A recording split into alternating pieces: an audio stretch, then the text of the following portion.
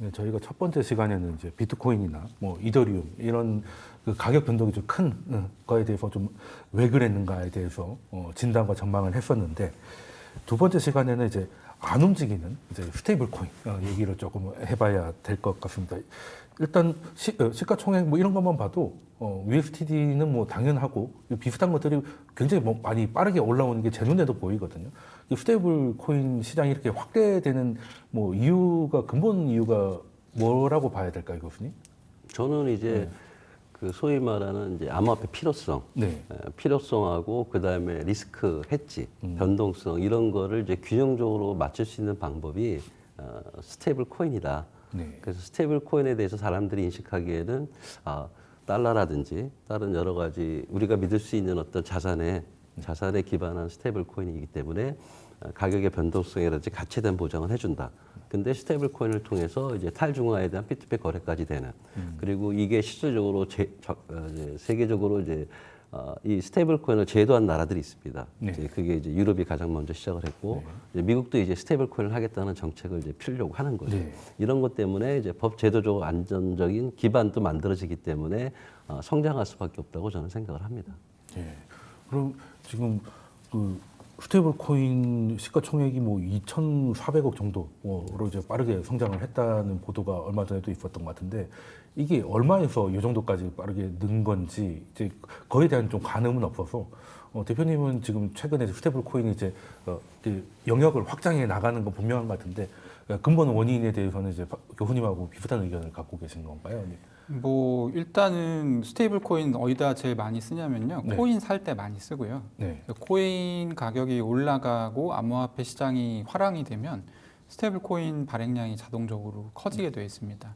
근데 2022년 지금 이제 제일 그 시가총액 큰 스테이블 코인이 USDT라는 네. 스테이블 코인인데 얘 같은 경우는 2023년 1월 대비 현재 한 3배 정도 시총이 300% 늘어났고요. 정도? 네. 그리고 암호화폐 시장 시총도 당시하고 비교하면은 그때는 이제 1조 달러였는데 최근에 이제 한 3.3조 달러까지 높을 때는 현재는 네. 3조 달러 조금 안 되지만 그렇게 이제 증가를 했죠. 그래서 뭐 그냥 이 시장이 커지면 스테이블 코인 당연히 커진다. 그리고 이거랑 상관없이 이제 코인 말고 그냥 일반 소매 혹은 뭐 무역 대금 뭐 이렇게 사용되는 달러 대용으로 사용되는 스테이블 코인이 있는데 그 수요도 조금씩 늘어나고 있긴 합니다.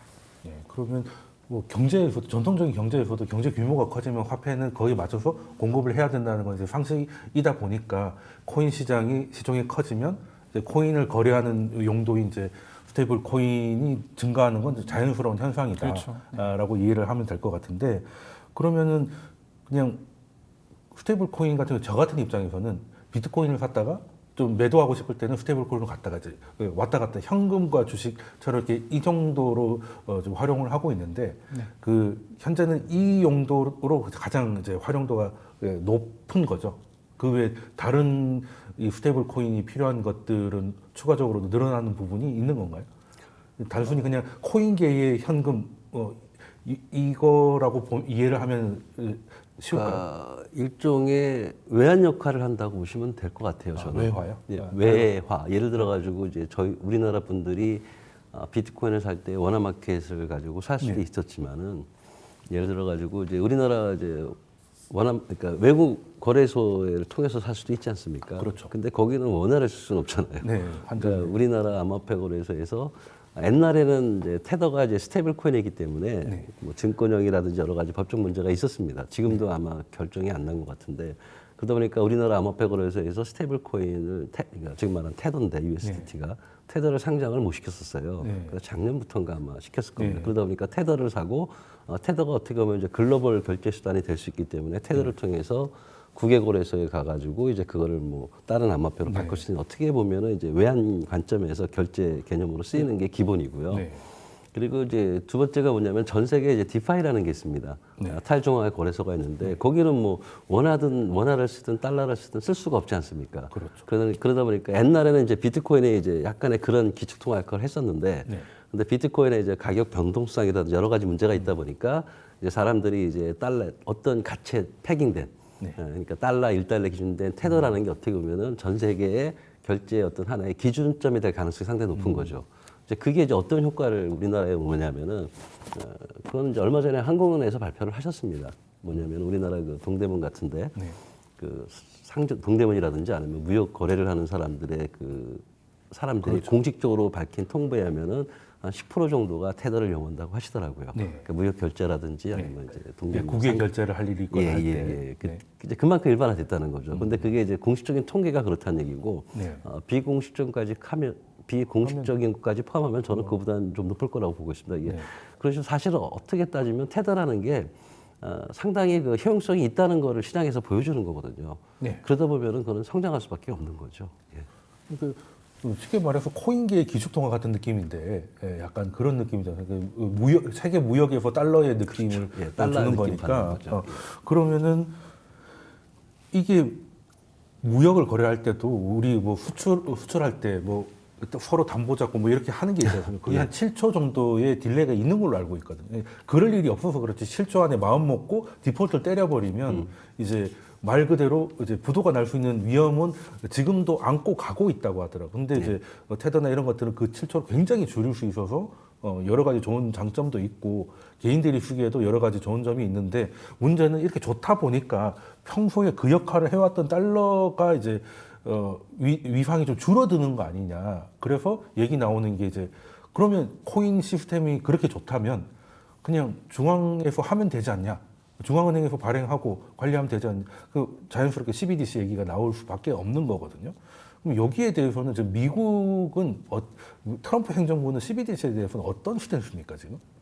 일단 CBDC는 발행, 유통, 네. 사용 미국 권역에서 절대 안 된다라는 네. 입장을 트럼프 대통령이 이제 천명을 했고요.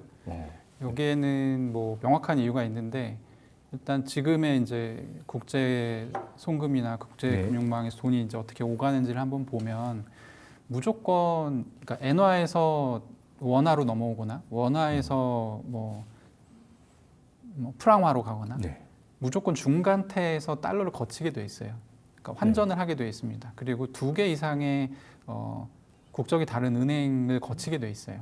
그래서 이제 이걸 거치다 보니 수수료 많이 들어가고 시간이 네, 오래 걸리는 그렇죠. 것이고요. 근데 CBDC를 만들게 되면 사실 이제 이미 지금 나와 있는 뭐 엠브리지라고 하는 모델 같은 경우 보면 이 중간태가 필요가 없습니다. 네. 그냥 더- 수합이 돼요. 그렇죠. 이게 그냥 우리가 생각할 때 되게 네. 직관적이잖아요. 네. 근데 이체하면 미국- 이체 가고. 그렇죠. 근데 미국 입장에서는 굉장히 곤란해져요. 중간에 통행세도 받아야 되는데. 중간에 달러를 거치지 않으면 이제 네. 달러 수요가 그만큼 줄어드는 것이죠. 네. 은행이 달러를 가지고 있을 필요가 없는 거고 그런 부분들이 있기 때문에 사실 이제 스테이블 코인을 해야 된다라고 하는 그 속내에는 두 가지가 있는데 미국 입장에서는 달러 패권을 방어하고자 하는 부분도 있고요. 네. 그리고 CBDC 같은 경우는 중앙은행 디지털 화폐이기 때문에 사실상 그 발행에서 뭔가 이상한 일이 해킹이 벌어지거나 아니면 뭐 시스템에 어떤 오류가 생기거나 그리고 다 이제 국가가 어느 정도 보증을 해야만 합니다. 뭐 상식적으로 다 해야 되지 그렇잖아요. 않을까? 근데 지금 통화도 그러니까. 지금 미국이 생각하는 스테이블 코인 질서는 사실 국가가 발행하는 것이 아니고 민간 은행이나 아니면 민간 기업이나 이런 곳들이 미국 국채 혹은 미국 달러화 이런 것들을 이제 보유금 리저브로 맡기고 그만큼 발행을 하는 모델이어서 사실 뭔가 문제가 생긴다고 하면 그 기업의 문제가 돼요. 네, 그렇죠. 은행 하나가 망했다. 뭐 그 그렇죠. 정도. 그래서 이제 마치 이제 그 도룡뇽 꼬리 자르듯이 네. 그렇게 이제 문제 해결하기가 굉장히 좀 수월해지는 측면이 있죠. 그래서 그런 부분들 때문에 사실은 스테이블 코인을 선호하는 것 같고요. 네. 왜냐하면 그냥 한국에서 한국 원화 CBDC를 도입하는 것과 네. 미국 정부가 미국 달러화 CBDC를 도입하는 거는 상황이 완전히 다른 그렇죠. 문제, 범위와 성격이 그 다른 파급 화폐니까. 효과와 네. 이런 부분들이 완전히 다른 문제라서 일단 미국은 지금 기술적으로 그걸 소화할 수 있는 역량도 없고 그러고자 하는 의지도 없을 것이고요, 사실은. 그런 부분들이 있어서 어쨌든 미국은 스테이블 코인을 밀고 있고 네. 최근에 미국이 스테이블 코인 관련해서 드라이브를 엄청 세게 걸다 보니까 그러면 이제 누군가가 달러와 스테이블 코인을 많이 사용하면 네. 통화는 약간 제로섬 게임이라서 그만큼 어떤 통화의 사용은 줄어들게 되거든요. 그렇죠. 예, 뭐 경제의 어떤 네. 활동을 할 때 그렇잖아요, 상식적으로. 그랬을 때 이제 제일 타겟이 되는 것이 유로화 네, 뭐 가장 반대쪽에 있는 것도 제일 큰 게 유로니까. 그래서 유로 지금 ECB 같은 곳에서 굉장히 경계 목소리를 많이 내고 있습니다. 최근 들어서 뭐 라가르드 총재도 그렇고 네. 이 유로에서는 애당초에 스테이블 코인 규제를 일찌감치 이제 미카라는 법안을 통해서 만들어 놨고요. 네. 그 법안을 작년 12월에 이제 발효를 해서 이미 이 유로와 스테이블 코인이 아닌 스테이블 코인을 유로 지역에서 지금 쓸 수가 없어요. 그런 식으로 이제 통화 방어를 지금 하고 있고, 있군요. 네. 그래서 사실 이 부분이 굉장히 어떻게 보면 좀 마이너한 부분이라서 트럼프 관세나 이런 부분에 대해서 많이 다뤄지진 않지만 제가 네. 생각할 때는 올해 한 하반기 정도만 돼도 네. 모든 경제 채널에서 이 얘기하고 있을 겁니다. 예. 아무래도 이 유럽에서 그 유럽 경제 전체가 이거를 밴하고 있다는 건 이제 그냥 넘어갈 문제는 아니긴 한 것 같습니다. 근데 트럼프는 어떻게 보면 좀 얄밉다고 해야 될까요? 그러니까 지금 국가 정부 지출을 줄이기 위해서 뭐 도지라는 것도 국가 부처도 아닌 자문위원회를 만들어 가지고 권한을 줬지 않습니까? 문제 생기면 그냥 머스크만 욕먹고 나가면 되는 문제일 것 같고, 그리고 이번에 CBDC 같은 경우도 문제가 생기면 연준이나 국가 재무부가 나설 게 아니라 그냥 민간에서 하게끔 해서 그 문제가 생기면 민간만 망하면 자기는 안전한 게 되는 거니까 어떻게 보면 현명한 건지 얄미운 건지 참 근데 이제 늘 그런 식으로 하는 것 같습니다. 저의 지인들도 그렇고 저 이제 이렇게 뭐 어디 네. 가서 강연하거나 그러면은 다들 네. 그런 얘기 많이 하세요. 근데 제가 꼭 그런 얘기를 들을 때마다 말씀드리는 부분이 뭐냐면 네.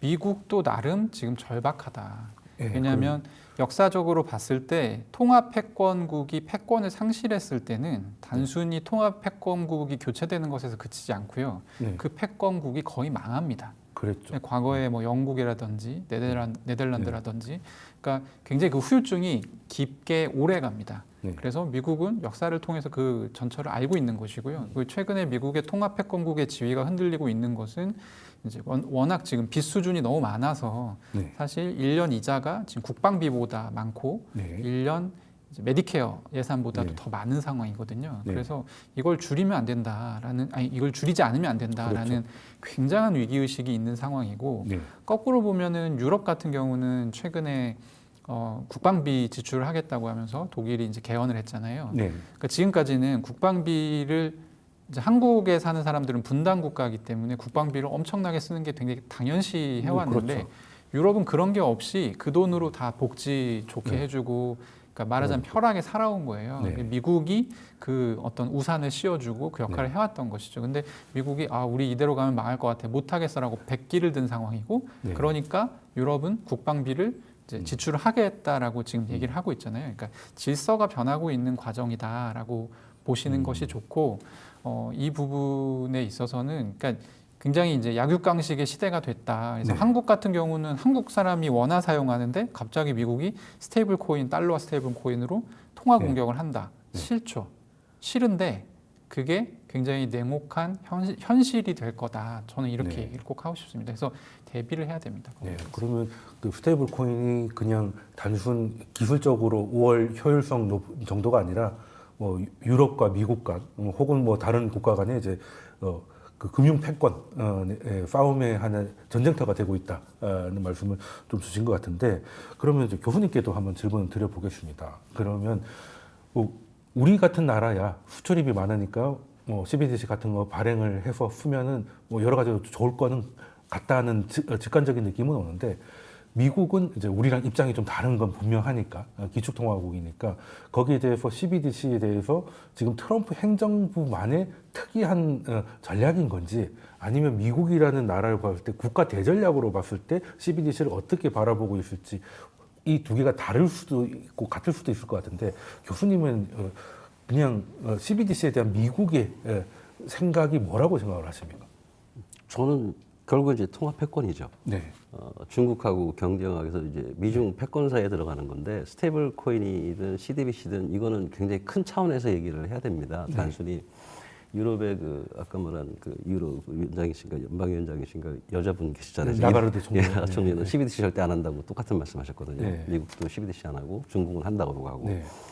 그러니까 예를 들어 가지고 이제는 이제 소위 말하는 이제 통화라는 개념을 정부가 계속 주도할 거냐, 네. 아니면 민간 기관에 일정 부분 그 역할을 줄 거냐는 사실은 디지털 전의 전쟁이 시작되는 거예요. 이게 국가 대 국가도 시작이 되는 거고, 국가 민간에서도 시작이 되는 거죠. 그래서 미국과 유럽 같은 경우는 이제 그 CBDC 측면보다는 이제 그 스테이블 코인을 통한 어떻게 보면 대체 수단으로 이제 스테이블 코인을 통해서 이제 달러 패권이라든지 유로 패권을 유지하기 위한 방법을 찾는 거고요. 그래서 제가 볼 때는 이거는 단순한 그냥 뭐 스테이블 코인의 필요성이 있다 이거는 당연히 있죠. 그걸 떠나서 좀 이때부터 진짜 전략 정책이 들어가는 거죠. 그래서 우리가 통화의 주권을 유지하기 위해서 이제 CBDC로 갈 것이냐 아니면은 스테이블 코인 개념으로 갈 것이냐의 문제는 단순한 기술의 문제가 아니라 국가가 계속 주도할 거냐. 아니면 이제 민간 기관하고 협력을 통해서 새로운 경제, 금융 생태계에 대한 새로운 혁신을 할 것이냐 이 싸움입니다. 그리고 사실은 CBDC는 문제가 좀 있어요. 뭐 어떤 문제가 있냐면 그게 이제 트럼프가 아무래도 생각하는 게 뭐냐면 보수 진영에서의 어떻게 보면은 이제 CBDC에 대한 감시 문제가 있습니다. 네. 우리 현금 쓰잖아요. 그렇죠. 현금은 추적할 수 없잖아요. 네. 근데 이거를 CBDC로 한다? 그럼 모든 게 추적당하죠. 그 실시간 추격 아닙니까 이거? 실시간 추적이죠. 네. 그러니까 과연 이게 현금이냐? 이걸로 현금 이제 아닌- 이게 시장의 소를 맞춰줄 거냐. 물론 이제 추적 안 당하게 할 수도 있지만 기술적으로 굉장히 어렵기 때문에 현실적으로 국가에서 그런 걸 운영하기는 제가 볼 때 힘들 것 같아요. 그래서 일단은 추적 가능성이 있는 CBDC가 나오는 건데 그럼 그게 과연 시장에서 그거를 받아들일 거냐. 그렇죠. 예, 현금 쓸 거냐, 카드 쓸 거냐고 똑같은 문제가 생기기 때문에 아주 굉장히 고도의 전략적인 정책이 필요한 것 같아요. 근데 제가 볼 때 트럼프는 균형성을 선택할 것 같아요. 미국에서 CBDC는 안 하는 대신에 대신 스테이블 코인을 통해서 민간 기관 아까 말한 것처럼 활용하는. 그래서 정부와 민간의 영역으로. 활용해서 정부와 그 민간 간의 어떤 균형적인 어떤 합리적인 균형점을 찾는 거. 제가 볼 때 이게 미국의 스테이블 코인의 그 가장 핵심적인 포인트라고 보게 되는 거고요. 우리나라는 이미 발행을 합니다. 우리나라 이제 한국은행이 그 CBDC 실증을 했고요. 그 다음에 이제 그걸 통해서 아마 이제 실증 프로젝트가 끝나서 이제 그 예금 토큰이라는 제도 아마 들어보셨을 겁니다. 한국은행.